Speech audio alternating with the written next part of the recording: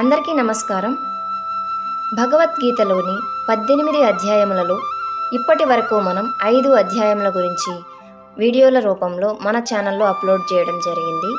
ఇవాల్టి మన ఈ వీడియోలో 6వ అధ్యాయం గురించి విందాం. వినే ముందు ఎవరైనా కొత్తగా మన ఛానల్ను చూస్తున్నట్లయితే ఈ వీడియోని లైక్ చేసి మన ఛానల్ను సబ్స్క్రైబ్ చేసుకోగలరు. ఇక ఆలస్యం లేకుండా వీడియోని ప్రారంభిద్దాం. భగవద్గీత 6వ అధ్యాయం ధ్యాన యోగము అనగా ఆత్మ సంయమ యోగము. భగవంతుడు పలికెను, ఫలాపేక్ష లేకుండా చేయవలసిన విధులను చేసిన వారే నిజమైన సన్యాసులు మరియు యోగులు. అంతేకాని కేవలం అగ్నిహోత్ర యజ్ఞం వంటివి చేయటం ఆపివేసిన వారు లేదా శారీరక క్రియలు త్యజించిన వారు కారు. సన్యాసము అని అందరూ అనేది యోగము కంటే వేరైనది కాదు. ఎందుకంటే ఎవ్వరూ కూడా ప్రాపంచిక